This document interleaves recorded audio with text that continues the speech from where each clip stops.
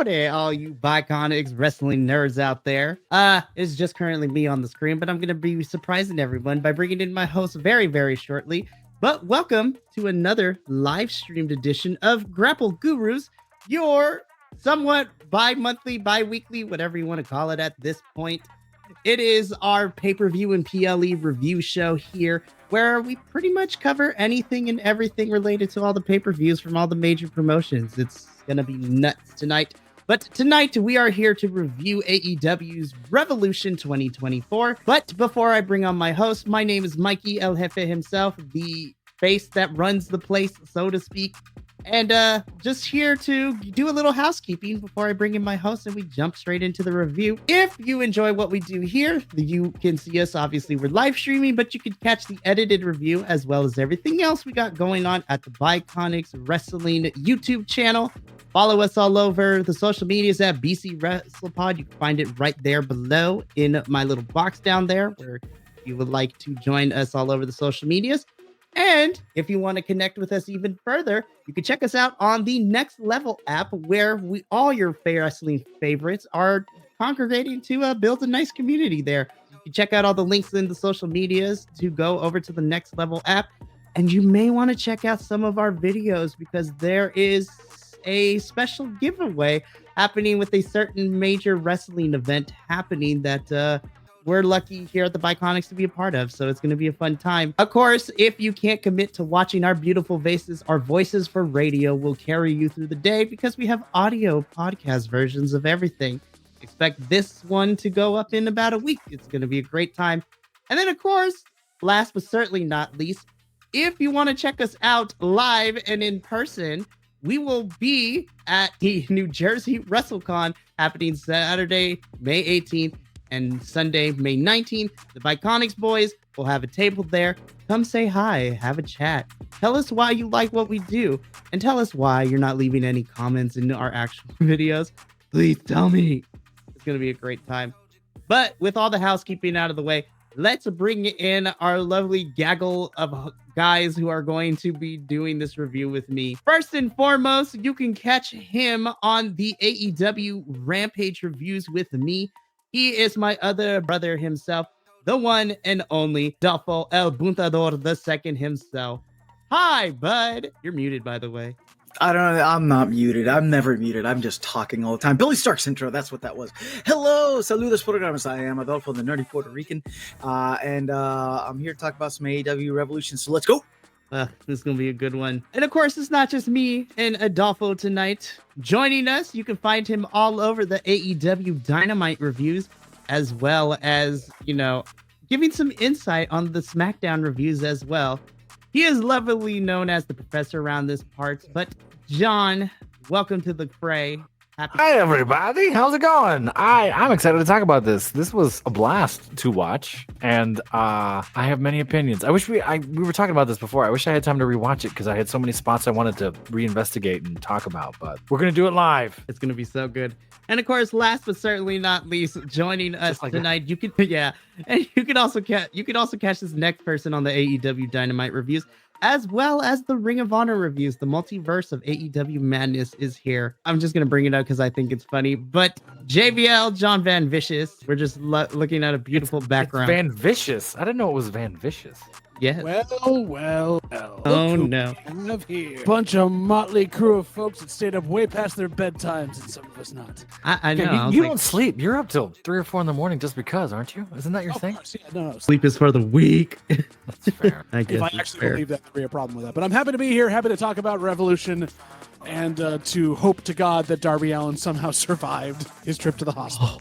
Should we talk about that right off the bat? Because there's been updates about Darby all day. I say yes. Let's because he was not looking well. It was nuts. So for those of you who have no idea and are just tuning into this review, be like, what happened at Revolution? I was going to watch it later, or you decided to watch us review this thing instead of watching it. Please go watch it because it was actually a fun time, but here's what had happened. So Darby was Sting's tag team partner in the main event of Revolution for the AEW Tag Team Championships.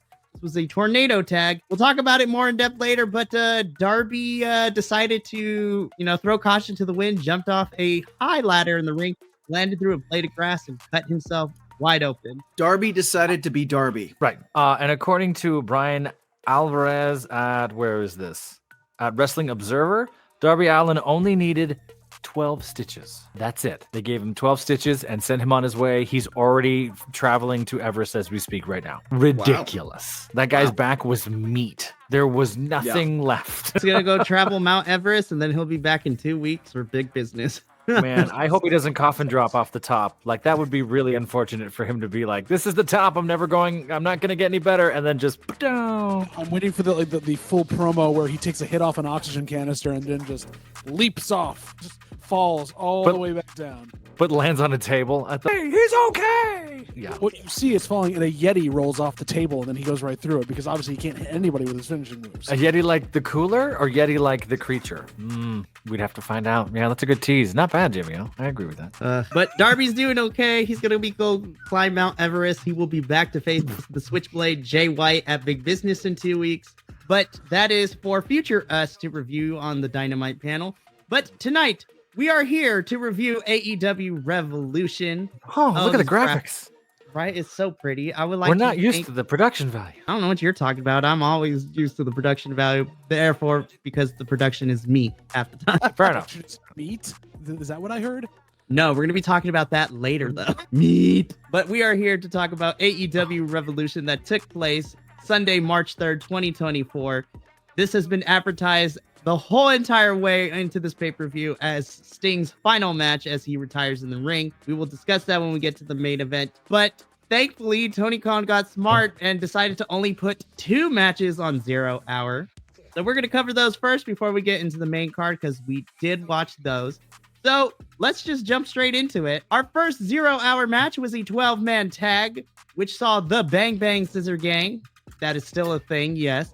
Which is made up of the Acclaimed and Bullet Club Gold, your AEW trios and Ring of Honor 6-man tag team champions, respectively, taking on the team of Jeff Jarrett, Jay Lethal, the Private Party, and Willie Mack. Is that you? Or Willie Mack. Yeah. I'm going to start by saying this. As soon as I saw Willie on the poster, I was like, oh, I know who's taking the pin in this match. That's unfortunate. It was not Satnam Singh, which it probably should have been at that point, because the modern day love child of John Gonzalez and the Great Khali, just the only thing I remember for this entire match is him not selling a chop block. I was just gonna say That was awful. That was chop so block bad. we all got mad at. Yeah. Well, because everyone else sold chop blocks all night. Yeah. I think it was perfect. I thought this was a strange way to start your big ol' bitchin' pay-per-view, right? Like something that we didn't need. And then the promo right after it was sort of like, well, what are we doing? Right. The Satnam Singh not selling the chop block was there. Satnam Singh didn't sell a lot of stuff. Like that was sort of if I remember correctly, they were attacking him in the chest and chopping him and he just kind of stood there. There was a good 30 seconds of like, here's your spot of not. It's like, okay, great, I guess. Very Great Khali-esque. Yep. Yeah. So that was there. I remember there were a handful of things that happened on the outside of the ring, but nothing that was too exciting. We did not get Yeah. Mm-hmm. Yeah. I'm sad we got no. Yeah, it's so number one, I'm starting to get a little bit bummed with no usage of the Bang Bang Scissor Gang because like individually these two teams they get a lot of pop. Yeah. You know, they get people on their feet and like together. Like the people have been going nuts for them, you know? Sure. So like just kind of like hauling them out for these weird matches that they've had. I'm not really digging it. Number one. Sure. Number two, and this is nothing against Jay Lethal, Jeff Jarrett, Willie Mack, Satnam Singh. I mean, I haven't really seen Satnam Singh wrestle. Not impressed with what I saw. I know seen him wrestle yet because I don't think we did. Right. Jay Lethal, Jeff Jarrett, and Willie Mack, they're good wrestlers, but like I would have taken all 4 of those individuals out and thrown in some CMLL guys or some luchador. Call up Penta and Commander like you always do, you know, to start your rampages and whatnot off, you know, because especially with Private Party, like this match would have been a great to get a lot of energy going if they had the right guys in there. And, and I personally feel, I might be alone on this island, I personally feel that those 4, Singh, Lethal, Jarrett, and Willie Mack just weren't it. They just weren't it. You're not alone at all. Proof to that. Like it's, yeah. I feel like it's like we have to like contractually use them once a month. And so they had to get everybody in on this one, and they threw it together in order to get a promo out of Jay White at the end to remind people who he is. That was such a weird promo, by the way. Like it was like put in the weirdest spot. Sure. And again, and I've talked about this on Dynamite, and I don't want to beat it up, but these promos after matches are such a tall order, and you kind of killed not that you had a lot of momentum after this match, but you kind of destroyed it after having a rushed promo after that with no reason to do anything. Like, yeah, we're awesome. Yeah, we're great. You've had this promo the last 4 weeks on Dynamite where you're not even wrestling. You're just showing up and saying things. So, I don't know. That's tough. Bad booking, just shitty booking. 0 hour. Yeah, we're used to seeing really bad booking and not so great matches. Well, actually, no, I take that back because this was not it. But this next match, though, why was this not on the main card is my first question. It's still bad booking because it's not on the main card, and it should have been because there's other stuff that it... Go ahead, sorry. Sweet Dragoon on a cracker, man. This match was amazing. So this was tag team match. Chris Statlander and Willow Nightingale being accompanied by Stoolie Hathaway. We love you, Stokely, but we're going to call you Stoolie. Versus Sky Blue, Sith Blue, whatever you want to call her, and your TBS champion, Julia Hart. This match was awesome. I was upset this was not on the main card. And, you know, there's a consistent running theme for the last couple of months anytime Willow and Chris are on the 0 hour, because I always say, why were they not on the main card? Sure, yeah. Because we needed a scramble? Did we, though? Did we? No, we didn't, because that also took away from the end of the thing, too. That's why we didn't get half the stuff that people got on YouTube later on, because they went overtime. Like, there was a whole bunch of, like, weird timing issues to this entire event. Sure. And this was one of them, because they didn't give them enough time to work, and yet they still almost stole the show. Yeah, absolutely they did. I will say, there was one point during this match, though, where Julia did not look great in the terms of, like, sure. I think she smacked herself upside the head.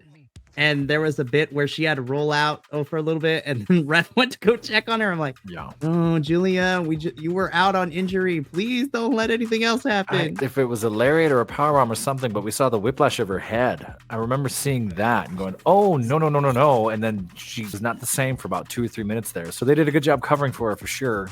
There were some great spots right after that, which were fun to watch. Yeah. I really hope she's okay. Yeah.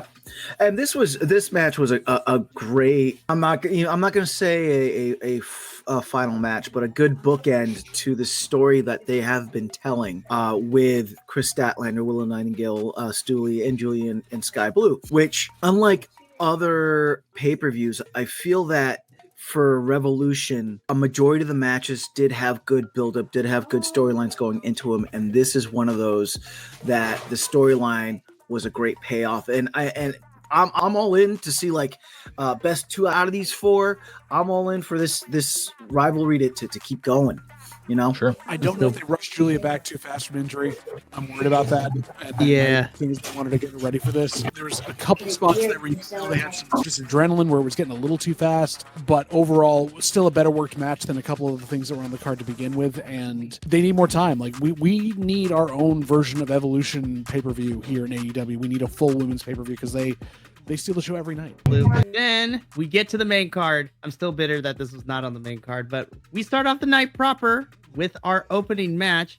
For the TNT Championship, we have Daniel Garcia taking on the champion Christian Cage. So, okay. I have mixed feelings about this one. There wasn't anything inherently bad, but I don't know. I guess I wanted more. Maybe because what I was expecting to happen didn't happen in this match. That means to tell me that Copeland is actually in charge. Yeah, I was about to ask, what is it that you wanted? And I think a lot of people were expecting Adam Copeland to come out and throw some shenanigans, and it didn't happen. He was in the back. You did see him during Sting's promo at the end on top of the ramp. He was in the back there in civvies, so yeah, he was around, but obviously he may not be cleared yet. Yeah.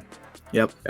No, but the match itself was I thought it really showcased Daniel Garcia. I thought it was a good push for Daniel Garcia. Yes, I'm bummed that he didn't walk away with the gold, but I feel like this was a good appetizer. Please let him continue going after the TNT belt. Let there be a round 2 in this. I thought the utilization of the patriarchy was good.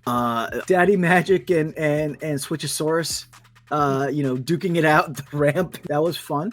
And good on you, Nick Wayne, for disappearing and then like reappearing. That was good. Yeah, I think this match was the beats of this match, the scripting of this match, the sort of cadence was really, really smart and told a really great story. I love that bit in it was maybe 2 minutes in the middle where it was just Christian going for a count out. And if you describe that to someone, like that could be the most boring thing ever. Like he's trying to win by count out, but the way it was done and the way you're rooting for Daniel to get back in the ring was great. It was actually a lot of fun.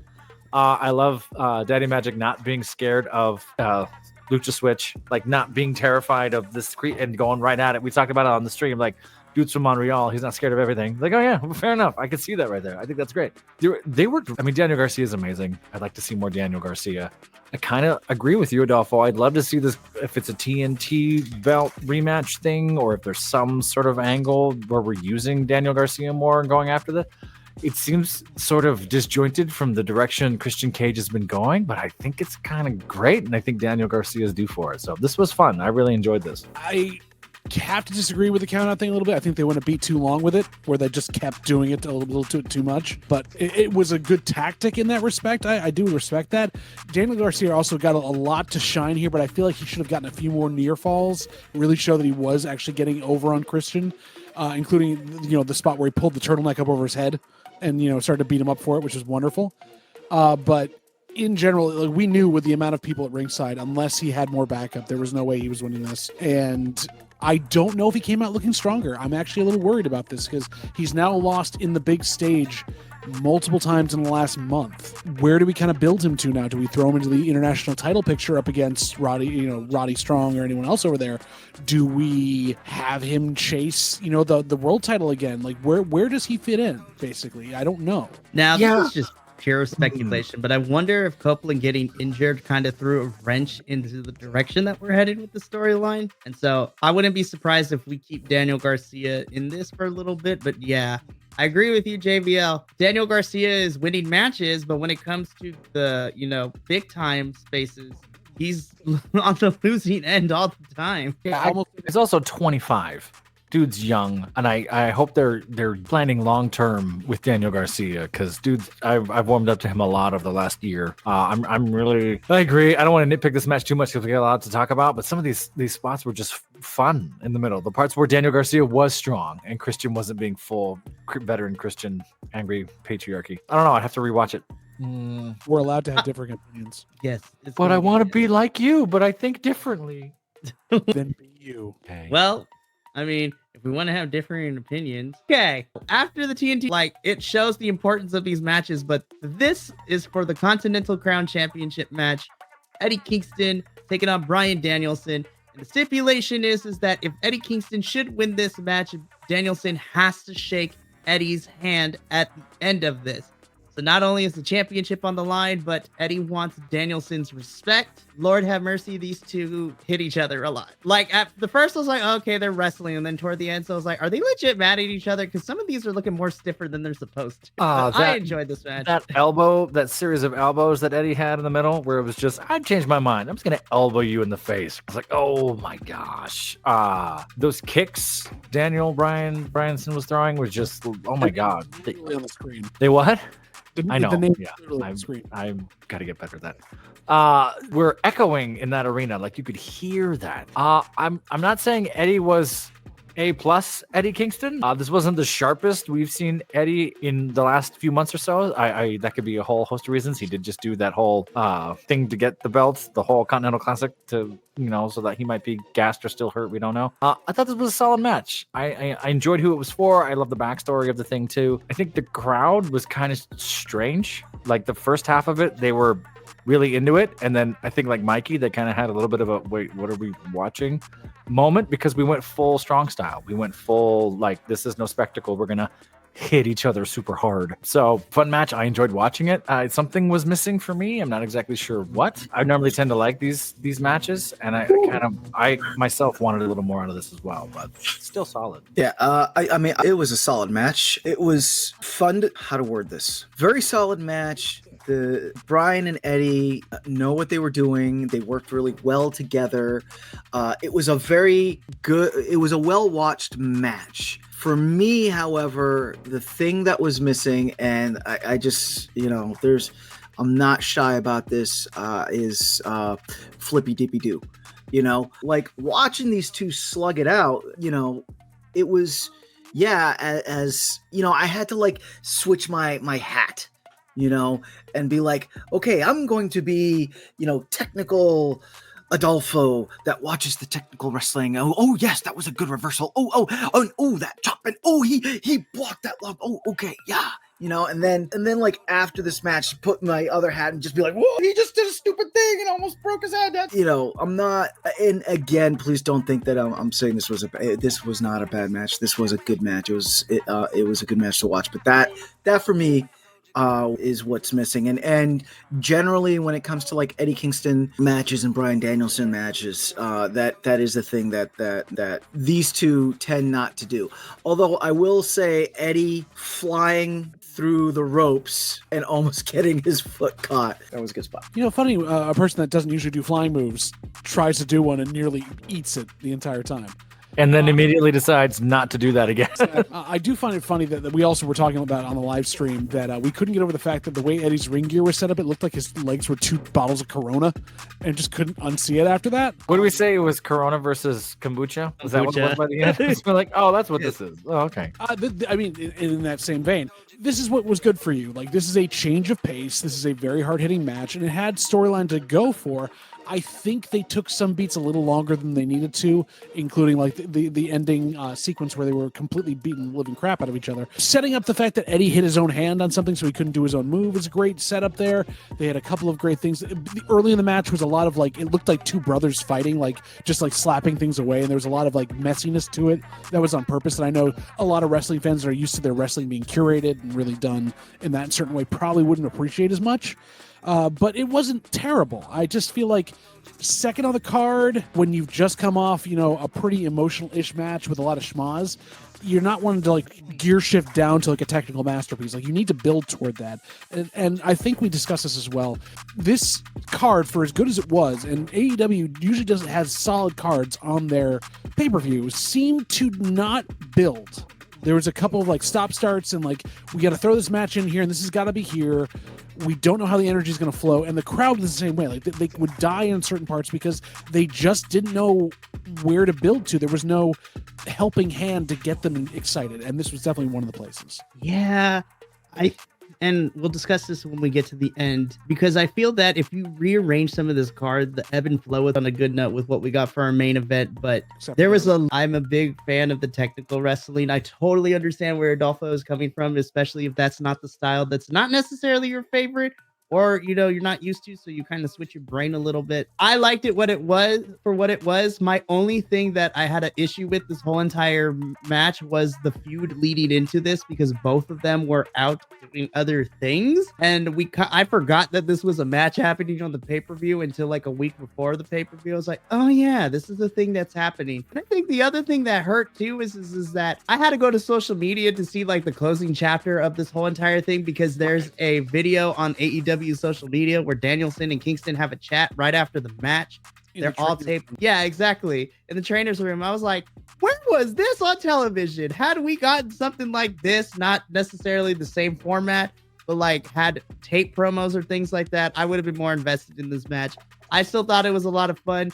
Hopefully, now that we close this chapter with Danielson and Kingston, hopefully, Kingston, you come back to Ring of Honor, because Athena is taking your spot. And there's no way you're getting him back, but we need the championship back. From him, he never had a spot because Athena was holding it. Very fair. Just give Athena the title. Just give her both the Ring of Honor world title and the women's title. Let her have both, because it is her show. But I thought it was great. Alrighty, it was a fun match. So now gear change, because we have to talk about this. So this is the All-Star 8-Man Scramble. The winner of this match gets a future AEW World Championship match. And everyone explained to me why it was Wardlow. Why we knew this. You don't have Why? Why was it Wardlow? Because that's what the Undisputed Kingdom called at the beginning of the year when they came out. You know, they said they were they said they were taking the Intercontinental Championship. They said that they were taking the and Wardlow was going to take the championship from Joe and then give it to when he comes back. So I'm surprised that Wardlow got a clean pin in this match. I thought that there was going to be some Undisputed Kingdom shenanigans. To their credit, even not to get ahead, but even with the Intercontinental Championship, there were clean wins. And so I was like, okay, I really enjoyed when the Big Meat was in the ring for this match. That was really entertaining. Dante Martin, of course, always just like watching him work is amazing. And these like I've said before, these guys, the Big Meat, are good guys for his type to work against because they make good bases for him to do the flippy dippy do. Hook kind of seemed like the little brother that like kept jumping in and trying to put sleeper holds on people. That I don't know. Of course, Magnus had a good showing. Wait, no, did he get pinned? No, it was Dante did. Dante got pinned. Yeah. So yeah, Oh yeah, Chris Jericho was in this match too. I'm kind of glad that Chris Jericho was the afterthought. My horror was that Chris Jericho would win this and we go down a rabbit hole of Chris Jericho for the next 6 months. And there was just a tiny bit of me that was like, oh, it's going to happen. I don't like this. I agree with you. Hook being the little brother thing. I started laughing at it. I just thought it was kind of funny. Like, I'm just going to try and get in there a little bit and raise some kind of hell. Because there's 8. I normally hate these matches. And I'm not saying I like this one, but for some reason, I was able to watch this and not absolutely abhor it. These get messy to me. I just have a hard time when it can get very clunky and awful very quickly, and it tends to drive me nuts. I actually like seeing Lance Archer. I have not seen a whole lot of Lance Archer over on the Dynamite. I'm not sure where Lance Archer is normally. Where is he normally? Most people are not sure where he is. Oh, that's unfortunate. He seems cool to me. Kind of like seeing him in there. I love the suplex sequence where they're all sort of trading suplexes. That was a lot of fun. I didn't hate that. I love seeing Brian Cage and Hobbs just tear it up. That's fun to me. So there were some cool spots in here. I didn't dislike that. I understand why it's Wardlow. I get it. And everyone in our predictions was right. We're sort of like, where else are you going with him? And has to go to him for these reasons. That's kind of a theme for the night. It's like, we know who and why. Okay, let's see how they get there. So yeah, as someone who doesn't like these, I didn't hate it. I don't know if I'm running out to watch it again. But there were some fun spots in there. I kind of wish the Luchadors stopped getting screwed. Like, Magnus deserved a little bit more time in here, deserve some more fun stuff. That's just me. Yeah, well, fun fact, because of certain, disputes with visa issues and whatnot, it was supposed to be Echiseto in this match, but because Echiseto is part of the group of CMLL boys that is fighting to, because of visa issues and whatnot, which is stupid when we learned about that. So Magnus stepped in last minute to do this. Now, here's the thing. Originally, this was supposed to be Meat Madness, and I feel like you still could have did it as a fatal four-way. Just be Hobbs, Lance, Wardlow, and Brian Cage. I mean, adding in Dante and Magnus in this whole thing, and Hook was still kind of fun. But I feel like this went on for maybe like 5 minutes too long. Oh, we didn't talk about the fog machine. Does anyone know if Hobbs is okay after the fog machine? Yeah, that was the other thing I wanted to talk about. I was like, They threw stuff that makes you go blind at Hobbs and checked on him. Not they. Jericho threw it at him. Jericho did that. Like, come on. I didn't. In any of the reports about Powerhouse, so I'm assuming that he's fine. I mean, it did get overridden by Darby Allin bleeding from every part of his back, but the only reason this was on the main card was because it was setting up Wardlow to get a title shot, basically. If they had not put that stake on it, this Meat Madness, they could have put this on the 0 hour part of it, and it would have been fine. This could have been a Dynamite. This could have been a collusion, and it would have been like, oh, okay, this, all right, fine, and fine. But to put it in the middle of a pay-per-view like this, And this is part of the reason that they ran long and we missed all of Sting's thank you at the end, because matches like this took forever because of the amount of people involved and how slow people were, and just couldn't get anything else. And then the cleanup from the other stuff too. That's all coming up. Yeah, because we're going to talk about that. Yeah. Alrighty. Well, I don't want to talk about this any longer. So We don't need Wardlow wins. If he didn't win, I would have had lots of questions and concerns. Yeah, so we'll see how this is. I'm gonna be honest, this is probably my least favorite match of the evening. Why did Brian Cage re-sign with AEW? Jeez. Anyway, I'm mad because Brian Cage continues to be amazing. Where could Brian Cage have gone? he had offers from both NXT and from TNA. He could have gone to either Really? one. Yep. Brian Cage in NXT would have been really cool. Yeah. But we're not there. We don't have it. We have this. And we have our next match. Yeah, we're gonna move on. Yep. We're going to talk about our next match because, okay, this was another match where I was just like, alrighty, I have nothing else to say, but Roderick Strong won. He's the new international champion. There is something we have to talk to about this. Yeah, we do. Roddy, my dude, do you need help on how to wear a cape, head side draped over a dollar store mask, trying to be, the bone soldier and not, and it just seemed like it was rushed. Like you didn't think this through, which is kind of this entire build to this entire match. There was no thought. Orange Cassidy's a pro. Orange Cassidy's going to sell and bring it every single night. And I'm not accusing Roddy of not. Something fell through here, right? I don't know if higher stakes would have even fixed it. There was something sort of meh, which is unfortunate.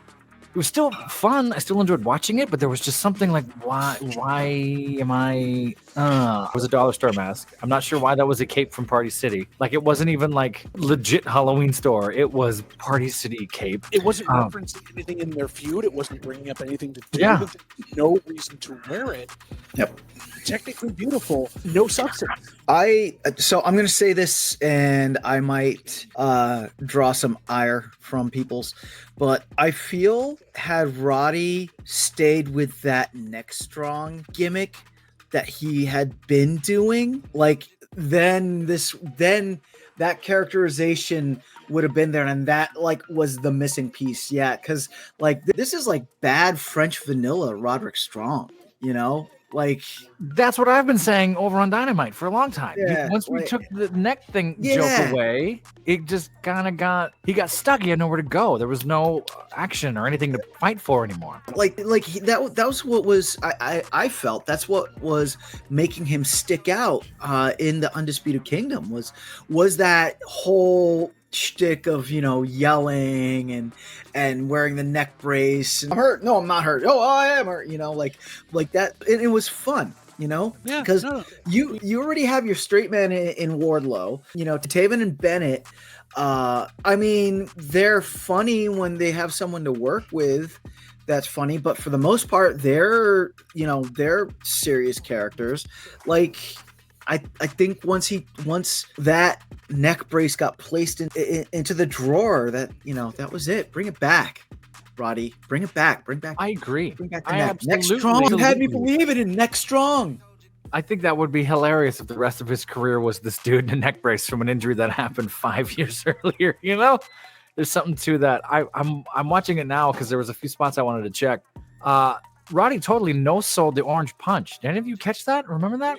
No, yeah. Totally no-sold it. Like, didn't even flinch or nothing. The crowd goes crazy. Nothing. We move right on. There's just some rushed beats and spots here, which are unfortunate. So I don't know. And again, part of me feels like I'm nitpicking. Part of me still wants to be positive because I enjoy watching both of them, even though I have my Roddy Strong issue like we talked about. I just got the ending is rushed out of nowhere. Bam, pin, over. Like, wait, why? So I still love me Orange Cassidy though. We'll see. Orange Cassidy is the pro among pros. They did what they could with this, but like I said, the other substance is Roddy is his moves, and he can't sell anything on it, and he's built nothing around it, which led on to like this ended so quickly as well out of nowhere, and then all of a sudden we get like I thought a fan jumped the railing at that point, which was great, but it wasn't. It was Kyle O'Reilly coming back finally, who honestly, just like when we got the video package earlier that Pac was coming back, apparently both these guys did not think they'd ever wrestle again. So this is huge that Kyle O'Reilly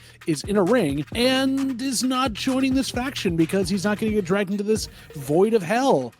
in the middle of a mid-card feud. Like that, I like that about that. Yeah, I felt like that was, it kind of got lost in the shuffle. Yep. You know, like I needed all of the news outlets this morning to like fill in the gaps as to who this dude was and why I should care, you know, which bummed me out, you know, because I could tell it was a serious and emotional moment, you know, and also, you know, watching it with you guys, but like it felt like it was jammed in there. And like I feel like if that spot was done at like Dynamite or Collision and given a few more minutes to like build on that story, that would have worked out better.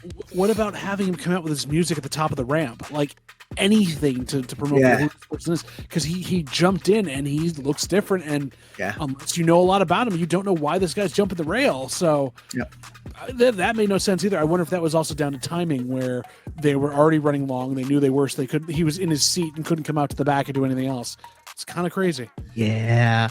My final thoughts on this match: Orange Cassidy continues to be that dude for me. I love him as international champion. This was his second run and he made it awesome. I was initially excited when we got this match announced 6 weeks ago. And then as it got progressively closer to Revolution, I lost complete interest in this because Rody could not save this feud for anything. And I'm going to be completely honest, I would have been more excited to see Taven or Bennett be in this position rather than, yes, especially Taven. I would love to see Orange Cassidy versus Matt Taven round 2. Like, that would have been phenomenal. But, you know, that's neither here nor there. Roddy is your new international champion. So the self-fulfilling prophecy that is the Undisputed Kingdom is slowly coming to fruition. We just need to see if Wardlow can get that championship. Spoiler alert, I don't think he's going to, but you never know. No, there's going to be some shenanigans or something's going to happen, but they have to give it to him at some point to do that turn where he breaks away from them, because otherwise, why is he there? Yeah. All right, I'm done talking about this. I'm sad. I wanted more from this. We're moving on. So hear me out. I watched it a second time today, and I still feel the same way. As much as I like these two teams and I like these 4 men separately, I still think that having these two fight to the time limit draw 2 weeks ago on Dynamite did not help the case for this match. Because literally, I watched this match second time, and I feel like Mox and Claudio didn't necessarily need to win this one. Because I'm sitting here, I was like, where is the trajectory that these two are going? Why did FTR need to lose in this one? I feel that FTR needed to win this one in order to keep their momentum going, and then to add depth to their characters, which I've been so asking for AEW to give me. Their in-ring work is phenomenal, but they're more boring. Their charisma is more boring than watching paint dry on a wall. And then you get the whole thing also where, like, they're both North Carolina boys. And this is a very WWE move where they lose in their hometown, especially to the Legion of Dork, as, you know, the BCC came out and basically Legion of Doom pads because Sting, like, I didn't. That was awful. That was awful. Go ahead, Joe. Go ahead, Prof. No, I was just gonna say I didn't hate them coming out as the Road Warriors. I didn't hate it. Maybe that's just I'm biased and I'm nostalgic, and I was like, but cute. So I didn't hate that. Everything I was gonna say is kind of already been said. Like, we've just watched this 4 weeks in a row on Dynamite, and we kind of got the same thing. There were a few things there I hadn't seen before. That sort of calf slicer flip into leg scissor head thing Moxley did was pretty cool. That was great. They know each other so well at this point. It's measured. It's safe. I just wish I haven't seen it so much so recently. That's tough. Yeah. And I had myself coffee with one of our friends, Andrew, today, and Andrew said exactly what Mikey said the other night, where it was like, hey, how come FTR, who's arguably one of the best tag teams, period, right now, losing to a makeshift rando tag team just because, and jobbing to them for some reason? Like, that doesn't compute in my brain. Especially as the tag titles were in jeopardy that evening, and we didn't know where they were going to go after that. Like, you want all of your tag teams, real tag teams, to be strong. Yeah. Maybe this is going to set up an FTR run for the tag belts now that the tag belts are now vacated. Because that did come out today that the tag belts are now vacated, and now they're going to have a tournament for the AEW Tag Team Championship belts. So maybe this puts FTR into that trajectory. The match, I enjoyed watching this match. I am more vested in BCC versus CMLL, like rubber match. After that, right? I think this could have been a really good 0 hour match. As opposed to taking up the space where it was, and it was a bad match because, like, wrestling wise, it was a great match. Had a lot of the stuff that I like to watch. It just like this. There was no what's the word? Panache. Pizzazz panache. There was no threat. There was no like. Oh yeah, fair. There's no urgency. No urgency, no stakes. Yeah. Whereas, and that's why I'm saying I'm more vested in BCC versus CMLL. Because for like 2 to 3 weeks, we had, the locker room clearing out, coming to the aid of BCC, and apparently BCC, really pissed off CMLL, and now, so I will stop talking about that. But yeah, that's my thought. No, I'm right there with you. We saw that they rushed the ring. They came out of the crowd. Like it was the borderline gang fight that one time. Like, yeah, that seems really interesting to me as well. Front office came to stop them. Karen from HR was there. Sorry, we had Joan from payroll and Karen from HR came. Again, the visa thing and all that. I'm wondering how much of the echoes of that we're seeing in this match and how that played. No, honestly, I believe this was supposed to be CMLL versus BCC on this pay-per-view, and because of the visa issues, they had to pivot really quickly. That's tough. Went to this. Which, if that's the case, then I guess that's fine. But presentation is very important in wrestling to me, especially when you present a story. Even if this was a makeshift, story to get us to this match at the pay-per-view, the way that you presented this is that BCC is the kings of AEW, and in order for anybody, whether it be trios, tag team, or faction, you want to come for the heads of those who run the kingdom, so to speak. And that's why I was saying that FTR, I feel like, needed to win this one, because they always find themselves at the cusp of being at the top of the division, at the top of their game, of being the ones that run the place, so to speak. But, they always come up short against the final bosses of BCC, which is cool and everything. Gets put in these situations where they lose the television matches, but then they wins the ones that matter. I'm afraid BCC is going to become the Super Cena of factions, where they're constantly winning the big ones and no other team or no other faction is going to get over. I'm not saying that it's as bad as Super Cena, but it's starting to get there for me. I'm tired of seeing BCC always end up coming out on top when it comes to these big matches, which is fine and everything for most folks, but I'm starting to lose my interest in BCC as a faction because they keep winning. There's no back and forth. I think we could talk about that all night, but we should move on. But I agree with you. I think there's some issues with that. Particularly issues even. And what's hard is I like them all. I love Jon Moxley. I love watching Daniel Bryan. I love watching Claudio most of the time. I'm wondering where Wheeler is. I haven't seen Wheeler in forever because I'm watching Dynamite. Injury. Wheeler's hurt too. Oh, goodness. Yep, injury bug is running rampant right now. I don't know. And I don't want to, we're more than halfway through, and I don't want to feel like we're ragging on this pay-per-view because I actually enjoyed watching it with everyone and watching it.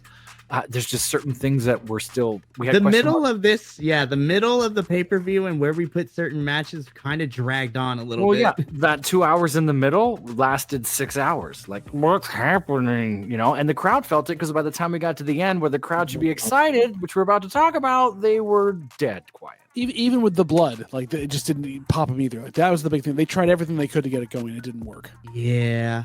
But BCC once again remain at the top of the throne of All Elite Wrestling, and who knows if anyone's going to come close to knocking them off of their throne. So as soon as this match is over, we head into our next one. Oh, my girls. Okay, so I'm going to go off because the biggest critique I have is not with the match itself. I'm just upset that this was the match that got the shortest amount of time. I looked at all of the timestamps, and even though as quick as our main event was, that still got more time than this match. And that very upsets me. But for the AEW Women's World Championship, timeless Toni Storm defending her title against challenger Deonna Purrazzo. I've wanted more time with this. If they gave me 3 more minutes, then they could have done more, but I have to give credit to these girls because they did what they could at the time they were allotted. Shout out to Mariah May for fooling me for a hot minute when she came out as old Toni Storm. Well, and that went into the storyline because she, Deonna kept saying, I want to see the old Toni Storm, and we almost got that, but we didn't. Mm-hmm. Great. A little bit of trolling. I overall, I'm with you, Mikey. It was a shorter match than needed to be. The crowd was dead from being pushed so hard from the last 2 matches. They literally gave them nothing. But they got them back into it by the end of it. These women worked their butts off and really proved why they're so good. Yes, we knew there was going to be a way to get out of this. And, Toni ends up taking the win. Based off of direct distraction and the Storm Zero, but it between the dead crowd and again commentary in AEW proves they do not know without having someone there to keep them basically let them know that they're doing the wrong thing. They don't ever follow the match, it seems like, especially with having everyone there. You need to have a Toni Storm sitting next to these guys going, hey, I'm going to keep you accountable and make this fun. Put somebody out there on it. Have Mariah May talking to them. Do something because commentary, you're failing women right now on everything. I'm telling you. You have almost everyone there. Put Ian there. Riccaboni. He does the commentary for Collision, and so that's why me and Adolfo love watching Collision because Ian is there for Collision. Put him for the women's matches. Like, come on now. Dude, I love Ian, and I feel like he's going to get a big check from another promotion someday if AEW is not careful. Like, that dude is gold. Funny thing is that Ian has gone on record saying that as much as he would love to try to do other promotions, Ring of Honor is his home, and he wouldn't want to be anywhere else because and plus, it would break my heart to break up the team of Ian and Caprice, man. They are the 2 best commentators in the game right now, and that's not an opinion. That is a fact. So I talked to the Andrew, who's not with us tonight, and a few other folks, and I also saw the same thing on the internet. Normally, I do not agree with the internet, but this is rare, which we're on the internet. This is not the sharpest I've seen Deonna Purrazzo, even though she hasn't even been here that long. This was sort of a technical bout at the top, and I love me some technical stuff. I have no problem with that. They were very measured, very paced, and all of a sudden it was over. And I think they only got, 12, 13 minutes at the most? They got 12 minutes and 45 seconds. Woof, yeah. So getting that much time, you don't have a lot of time to be as measured as they were. Some of the spots were kind of rushed. Nothing was a botch, nothing was out of place, and I still loved seeing them. I'm kind of sad that this was what we got to with the build-up for this, which was really good. This was a lovely story. Everything you could have wanted was here, for me anyway. And now it's like, okay, well, where do we go? What do we do? So that irks me a little. But, they're fighting an uphill battle being placed in the middle of this thing, which I guess is fair. Like, we're building towards the end. It wasn't like they kicked off the night and got 12 minutes. That would have sucked. So I had fun watching them. I would watch them forever. I agree with you. They needed 3 or 4 more minutes to really get it underneath. I mean, if you want to make that noise, that's perfectly fine. But still, okay. I just needed 3 more minutes. Then I could definitively say like this was a baller match. But of course, timing issues were a whole entire thing. I don't know. I wanted more for this. I'm wondering if we get a rematch down the line between these two, and if not, I have time. That would be coming up soon. Is big business. We've got Mercedes coming in. There's going to be Mercedes no matter what. Well, I mean, if the reports are to be, Mercedes will be dealing with Serena for a little bit, so we may just keep her over there for now. Let Deonna and Toni finish this off, and then I think Deonna gets a rematch at Dynasty, which we'll talk about in a hot second. And then we move on to Mercedes and Toni at Double or Nothing, but that's just me. And we can save that for a future episode. But I love these girls. Wish they got more time. I'm moving on, not because I didn't like this match, but we got lots more matches to talk about because after our AEW Women's World Championship match, oh my God, my match of the night. Just took the crowd and zipped it right straight back up at that point. Did not Jeez stop. Louise. Oh my gosh. So, just to break it, in a singles match, Will Ospreay taking on Konosuke Takeshita. I have no words. This match was the least amount of notes I had because this was just you couldn't take your eyes off it. It was a car crash in the best possible thing. So good.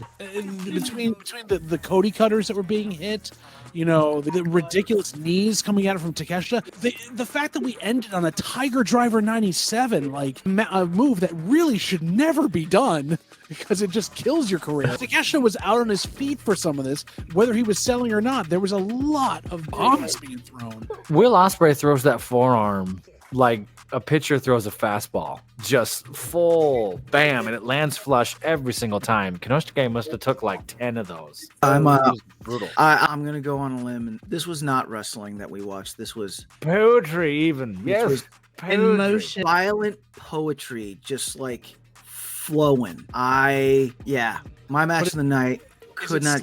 Verse though, or is it actually like written down? No. This was definitely not slam verse. This was like that, like getting into that flow hip hop vibe, like where the person's a lyricist and they take you on this journey, and then like when it's over, you're like, what just happened? You know what I mean? In a good way. And that was this match. It just like, man, it was, these two just showed out, and I love it. And commentary woke up. I said on the stream, when Don Callis is the better option than Taz or Nigel, that says something about what's going on that evening. Yeah. That there was the sign that my sign of the night was during this, when they panned over to the thing, and behind the commentary desk, you see Don Callis is the personification of period cramps. I was like, made my night to see that thing. And that didn't spoil what we saw there. It added to it. It gave it, because Don was trying to sell both sides of it.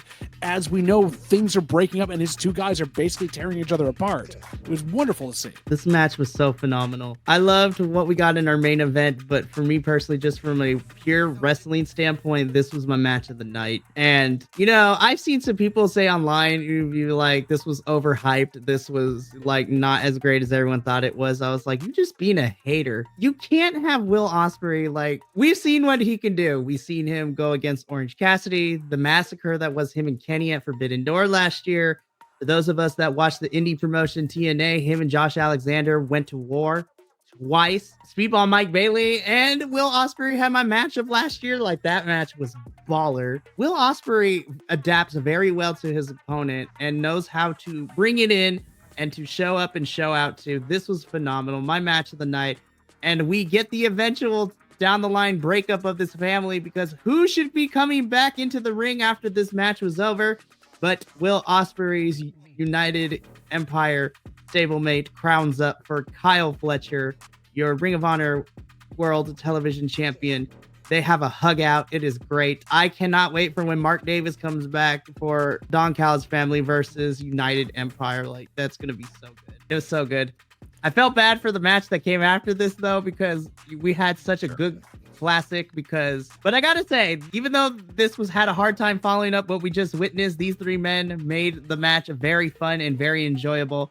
So in your semi-main event for the AEW World Championship, you had Samoa Joe defending his title against both Hangman Adam Page and Swerve Strickland. This match was a lot of fun, and Hangman Page going full on heel, just beating up the ref in the middle of the match. I was just like, what is this? I was like, this is new for me, and I'm kind of here for it. They told the story that Swerve and Hangman were more focused on still tearing each other apart than actually doing the job to beat Samoa Joe. And Samoa Joe had to spend his time saving his belt from everybody else. We did jump over them, Mikey, one of the better entrances of the evening, as Prince Nana is joined by the ostensibly Nitro dancers doing the dance in, and then out of AEW Fly Girls. And Strickland coming in with his lion's mane of a hood. It was that coat is so good. It was, yeah. Which I feel that is the end game, is Joe versus Swerve, and I thought the match was great.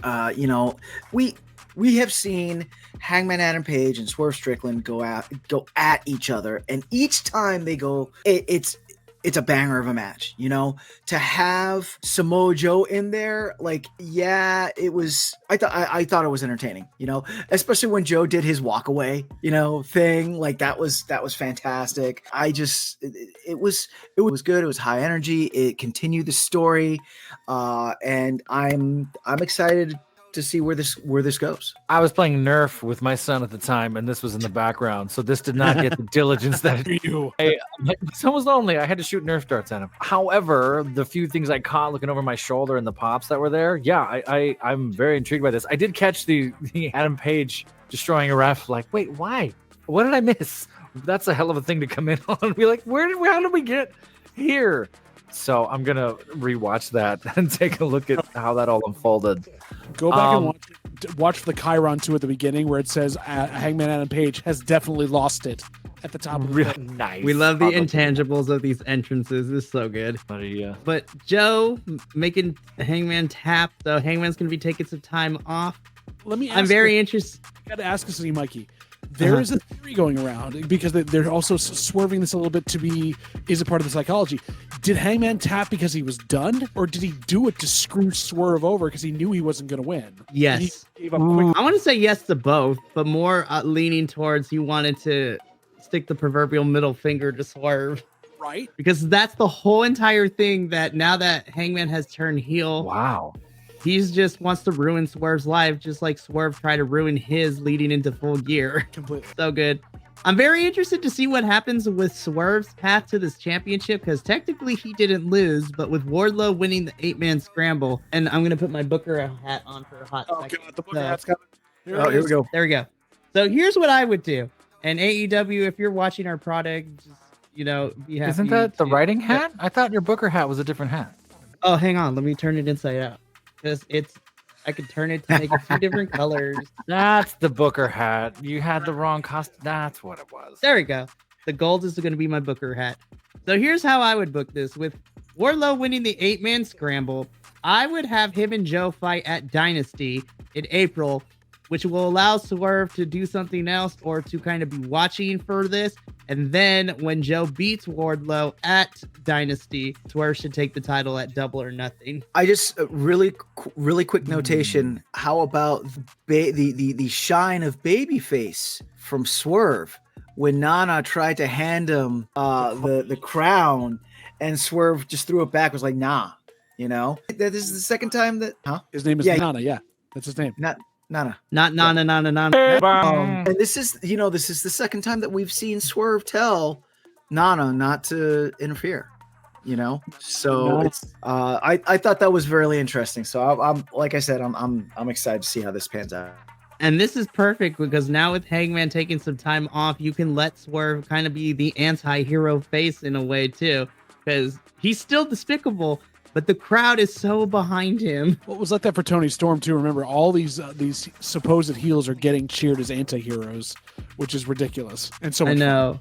It is a lot of fun. Well, speaking of Dynasty, it is after this match that, because I am putting this in here because it is breaking news, we do get word that AEW is having an April pay-per-view, as if all the pay-per-views they do within the year is not enough. We got to add one in the month of April. So on Sunday, April 21st, we will have AEW Dynasty. It looks like the theme is going to be all the championships will be on the line. So potentially Dynasty is the AEW equivalent for Night of Champions, which I would not be against because I would love to see championships be defended on pay-per-views. We have our work cut out for us in the month of April. I'm just going to leave it at that, but I'm excited for Dynasty, and I love this very regal look that we're going for to be the theme for this. I love me a good theme in wrestling. Fun. All right, we've waited long enough. Now we get into the main event of Revolution in a tornado tag match for the AEW World Tag Team Championships. We have the challengers, the AEW EVPs, Matthew and Nicholas Jackson, formerly known as the Young Bucks, taking on your AEW World Tag Team Champions, Darby, Allin, and Sting. For the moment that the entrances were done and everyone was in the ring, this match had its foot on the gas because there was not a singular moment, minus one interference from a nature boy, this match did not slow down. And there was a lot of stuff where I was like, I don't have a child, but I don't know how I would feel if Darby was my child, because Darby Allin young man, what are we doing ourselves? Mikey, you skipped over like the biggest pop of the night with the entrance of Sting. I'm getting there. And everything else. Oh my God. And his sons in his ring gear dressed up as Surfer Sting, as NWO Wolfpack Sting to welcome him in. Even before that, the whole Sting in the theater playing footage of his whole entire career, I was just like, this is cinematic masterpiece. I love when main events or even just matches have this big cinematic feel, because it shows the gravitas and the importance of what we're about to witness on our television screen or computer screen because we were watching on the internet. I really enjoyed that video package because I love when time and effort is put into make matches that are important feel even more important. And then having Sting's son dressed up as various iterations of him was so fantastic. And Search and Destroy. We got Search and Destroy. Oh my gosh, yes. Seek and Destroy. Sorry. Yes, the Intercontinental title. It's just the amount of money they dropped on that, everything to have it there. Sure. This was the send off Sting deserved. I've been calling for Surfer Sting all week, and I had that split second of, oh my God, it just happened. You could see it on the replay. I was like, yes, he did it. He's 30 years younger. That's his son. Oh, big again. I was like, wait, that's not. Oh, I see what we're doing. I put this on my matches of the year shortlist just because the package, Darby's incredible spot, which we'll talk about, and the match was good. Like, I enjoyed this. Yes, it was measured. Yes, they were taking care of an old man. The Ric Flair thing, I don't think you needed it, but I'm sure that's what Sting wanted, was Rick in there at some point. I love seeing Ricky there. Taking a bump on the outside. The whole internet is doing this. Well, two things. Everyone's talking about the blood, which I'm sure we're going to talk about in a minute.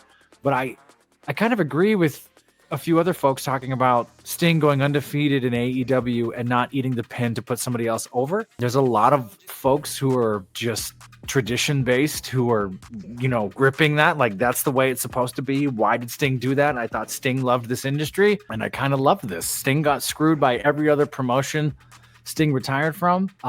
Tony Khan, in my opinion, did this right. And we saw Sting struggle, not necessarily from losing matches, but from, taking bumps and getting destroyed in different ways. So we saw a different struggle on Sting. I love the culmination of this. I thought it was great. There's something ominous. I'm watching it on my phone right now.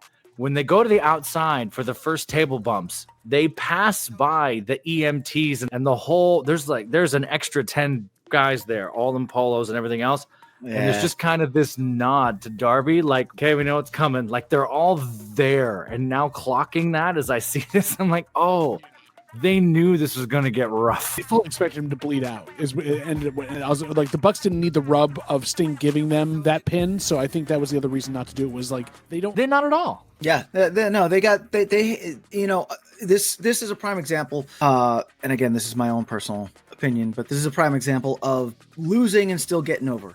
The Young Bucks, they're going to be over.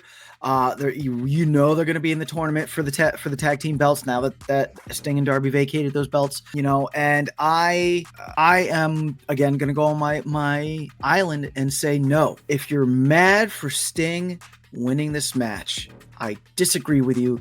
You are incorrect, because having that feeling of watching a wrestler that you have grown up watching in all these matches, just like being that Superman that you've always held he is in your mind. Yeah. Oh, he no-selled the table back. Oh, he no-selled. Yeah, you damn right he did.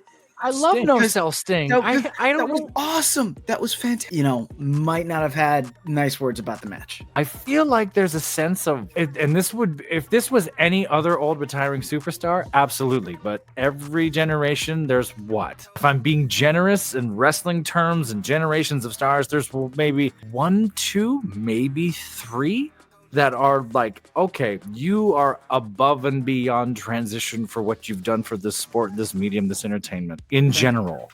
And you would, if you had to, I don't want to say the Mount Rushmore thing because it's overdone. And frankly, I don't think it works for sports and whatever else. But there's certain folks where it's like, oh, okay, You're retiring. You eat the pin. You go over. You did the tradition. Sting? No, Sting is immortal. Sting gets to no sell. Sting sells this means this to these people. Like, there's so much more to that. So I think that's where that falls flat. They took great care of Sting here. All the ladder bits, all the chases and things. Sting hit hard in this match. There's 1 or 2 lariats in there that he decapitated those boys. And they sold it. They took care of him on that huge... Darby got powerbombed, and then there was the suplex onto the table, and then Sting goes and does it, like you said, all by himself. I thought that was fantastic. Again, it's in my match of the year shortlist just because we're only in March, and I do have some issues with it, but I'm not going to nitpick it because that's not what it was about. Let's send Sting off correctly. Yeah. And I think they did. Sting is now stung. But here's my question to the internet. This is my honest question. If we go back and we think about all of these old school wrestlers that took the pin, that looked at the lights, that did all that stuff and went out on their back in the tradition you're supposed to, what percentage of them had that feel, had to come back later on in a different company, different anything else, because they lost? And while it's tradition, no one likes to lose. You want to kind of go out when you're on top sometimes. This is Sting, who has transcended so many generations, kept his body thing, didn't know that he would be able to do this after what happened in a previous company, saying, no, yeah, I probably should have gone out this way. A lot of my compatriots did, but I'm going out on top. There will be no drive for me to get back in the ring again because I didn't go out on my back. And I feel like that's what wrestling is transitioned into, whether they've learned it or not, or whether it's an actual thing, is that sometimes, especially for the bigger guys and the guys that really affected everything like this, you need that catharsis and feel-good moment, and for the fans, that seeing your hero win one more time. And that's what we got here, is he beat the odds, he left his partner in a bloody mess, and he won. Let the man have his time and enjoy the fact that he's actually going to stay retired so we can hang on to that moment. Well said. To kind of close out, us talking about Sting's final match, as someone who hasn't grown up with Sting but knows of all the accomplishment that they went now. He predates you. Yes, he predates me and one other co-host here. But if you had a conversation with myself and said other co-host, both of us respect the hell out of Sting and what he means to this business. And I'm going to be a little bit biased when I say this, but normally, yes, as JVL explained, usually if you're retiring, you put someone over, you go out looking at the lights, so to speak. I'm kind of happy that it didn't work out this way, only maybe because of Sting has admitted he hasn't been always the greatest person, but he's owned up to all that. And just from everything in his in-ring work and how he treats other people and things like that, I feel that going out undefeated in AEW and retiring in AEW like this and being retired as a tag team champion to end your career, it couldn't happen to anyone better. Like, honestly. And I love hearing, when good people get rewarded for just being a good and decent human being, which isn't that hard in hindsight. So Sting, this was one hell of a final match. I am super happy that I got to be a part of such a monumental moment that years down the line, when I have my own children and we look at the history of professional wrestling, I could say that I got to see Sting's final match. Fantastic. And you know what? Really quickly too, shout out to the Young Bucks too. Like, they played their part. I can't even imagine how much they feel honored to be a part of this momentous moment. It's something that those two and Darby are going to have on their resumes, forever, how long their careers end up being. But Darby, I love you. But last thing, we got to slow down, bro. Like, oh my God. Sure. Darby's got to live a little while longer. I'm glad you said that. And that reminded me of something else that Adolfo said. The Young Bucks didn't need this. The Young Bucks got a certain momentum out of this, which is going to be great because now they're real heels, in my opinion. They've been hinting at it for weeks. We've been talking about it on Dynamite, where certain things they're doing are kind of falling flat, and this promo's not so good, and okay, whatever. They were mean and heels and laughing. The a la Shawn Michaels, I love you spot. It's like, oh, that's so mean. Oh, and then Sting no sells it and gets some like they covered in each other's blood. They ate all those spots. Like, I hope they relish in this and keep moving forward as whatever executive whatever things. I still don't buy that, but as in the ring work, I love that. This is very fantastic, and It was a nice way to end Sting's career. And then, of course, because of timing issues, we only got to see part of Sting's speech at the end. And Darby had to tell them, hey, they're cutting the feed. And so we got cut off halfway through. But thankfully, the internet and AEW is nice enough to let us know. And we got to see it for those of us that went online to see that whole thing. And as Adolfo said earlier in the review, the tag teams have been vacated. They've been relinquished. So we're going to be holding a tournament, which means that we're going to see some tag team action, and we're probably going to crown new champions at Dynasty in April. So this was a phenomenal main event. I enjoyed it. That brings us to the end of our Revolution review.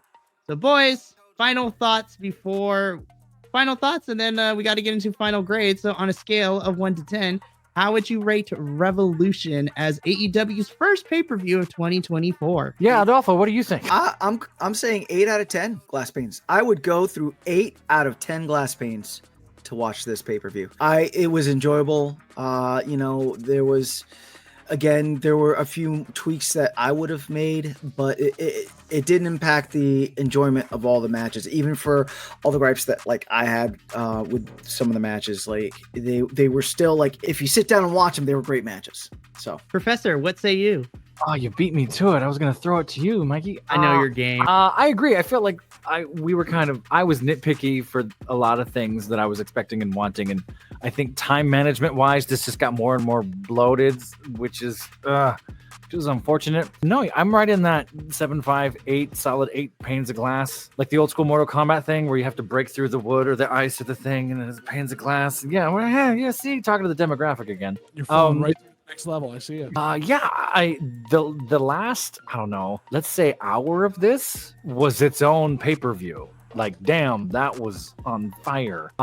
Everything leading up to that, we already kind of talked that to death. So I'm gonna rewatch these. I already have it on my short list of what am I rewatching for match of the year when we get there a few months from now. So I'm excited to go back and look at these. And between Will Ospreay, Sting, Darby, all that, Tony Storm and Gianni Perazzo, I wanted more out of that, but that's a fun one to go rewatch. I'm right there with you. Just play with the Nerf guns next time. Make sure that you have the whole thing set up again. So so I don't miss I need the full effect. Yeah, exactly. Mikey. So I'm going to give this 7.5 glass panes out of 10 as well. Oh. I thought this was a fun pay-per-view. I enjoyed myself. My biggest critiques would be to move a lot of the matches around. But if we're going to get quickly into specifics, I would have swapped FTR and swapped it with Chris, Willow, Julia, and Sky to be on the main card instead. I would have probably had the 8-man scramble start off the pay-per-view to kind of get that out of the way and to get everything. And I would have actually put and Will probably somewhere in the middle of the card to kind of have peaks and valleys and stuff like that. But I still thought this was fun. I'm excited for Dynasty. But boys, this was fun. This is our first AEW review of 2024, where the AEW boys are here to review everything. So it's going to be fantastic. Thank you for joining me. We're going to get on out of here because the night is still young. But before we go, from myself, the AEW boys, and all of us here at the Bi-Conics, remember, take care of yourself, love one another, and as always, stay Bi-Conic, you guys, gals, non-binary pals, he, she, theys, and gays of the internet. We will see you this Sunday as the TNA crew will be tagging in to review Sacrifice. But until then, ta-ta for now. Thank you so much for tuning in to another Vibe Tribe production. What's going to happen next time? Well, you're going to have to tune in to find out. But until then, remember, take care of yourself, love one another, and as always, make sure that you keep the good times rolling. Thank you for being here, and we'll see you next time.